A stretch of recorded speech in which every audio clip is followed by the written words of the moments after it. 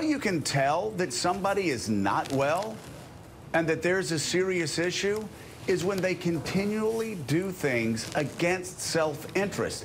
And don't take it from me. Take it from people that work inside the White House who will tell you every day they're pulling their hair out because this guy's his worst enemy. And by the way, the Wall Street Journal, who's been one of his best defenders, concludes their editorial this way, Donnie.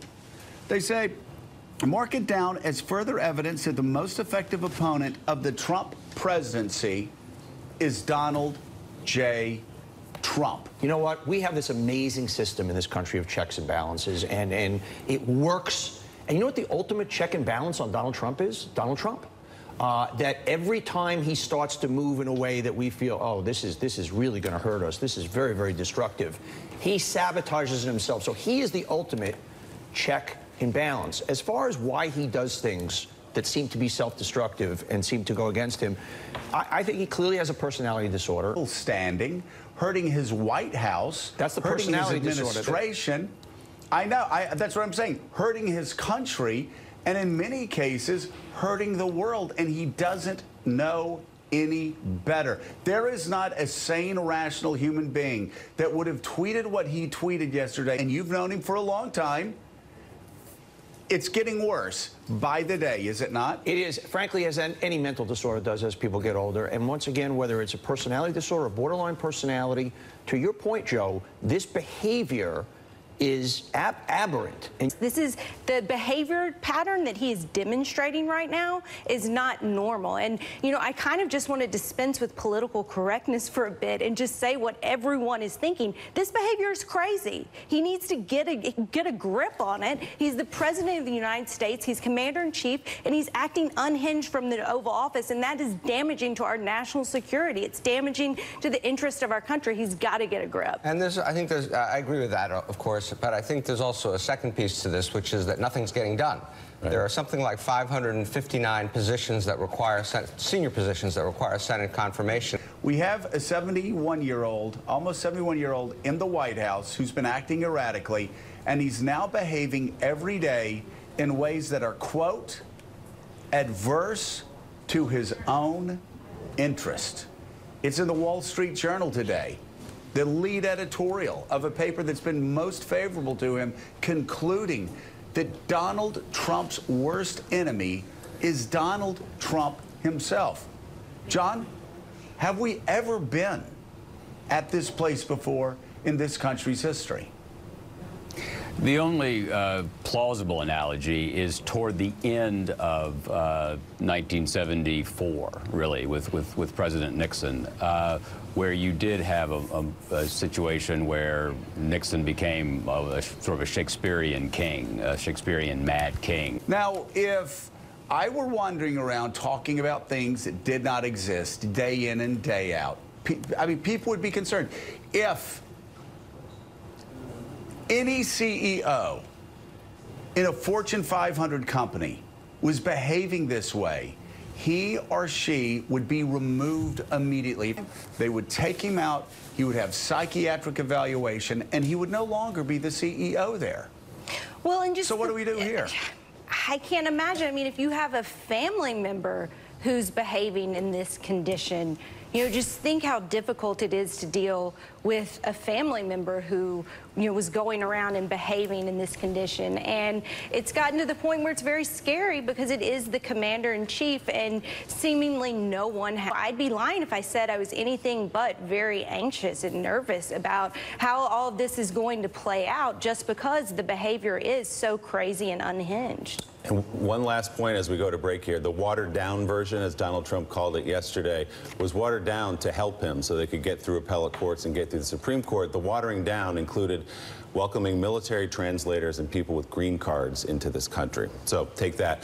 Still ahead on Morning Joe, the EPA Administrator Scott Pruitt joins us right here on set to talk about the administration's decision to exit the Paris Climate Agreement. Plus, the White House won't assert executive privilege, and now most broadcast and cable networks are planning to carry the testimony of fired FBI Director James Comey this Thursday. That'll set up a bit of a showdown ahead. You're watching Morning Joe. We'll be right back.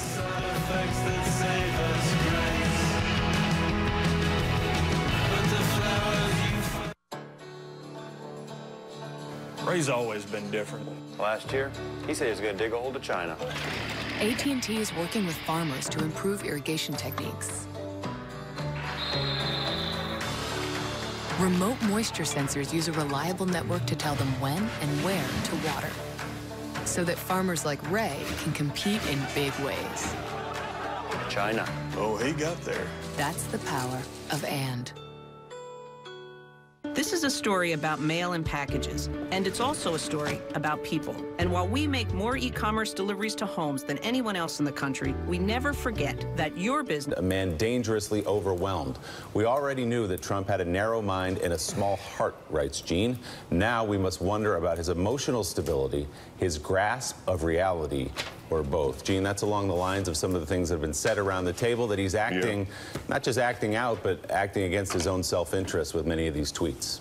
Yeah, and what else can you say, Willie? I mean, first, one point I think that really has to be made is, these Twitter tweet storms. We call them tweets, and that minimizes them. These are statements from the President of the United States. These are statements written by the hand, by the tiny thumbs of the President of the United States, and they're going to have to be taken into account, I believe, by the Supreme Court. For example, when it decides on the travel ban, you could argue that what he said during the campaign was, maybe you can find some way to overlook that. You can't overlook what he says as a sitting President of the United States about his own executive order, and so I think that issue probably is off the table for him, and he keeps damaging himself. Again, what he said about London is just outrageous and offensive to me as an American, as you look at what happened in London and how it's being handled by Mayor Khan over there. It's as if he is not in control, and so that's why the headline: he's out of control.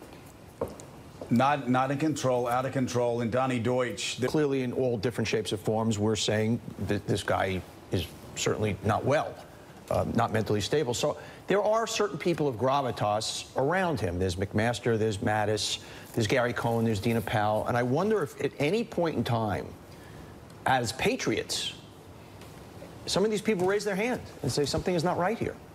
Is just that I know all these people are solid people with gravitas, with resumes, with families, and obviously are well-intentioned. You just wonder, do any of those people at any point in time, for the good of the country, because they can't raise their hand to the president, but raise their hand to the rest of us, that something is troubling here? So, well, Donnie, go ahead, Gene. Yeah, no, I was just going to say, we do have an event coming up on Thursday. We have James Comey's testimony. And I actually was wondering yesterday whether, in addition to whatever he says about his conversations with the president about the Russia thing, I also wonder if he will, frankly, address his impressions of the president. I mean, this is someone who has some gravitas and some experience here, and people like him and people don't like him, but he's a serious guy.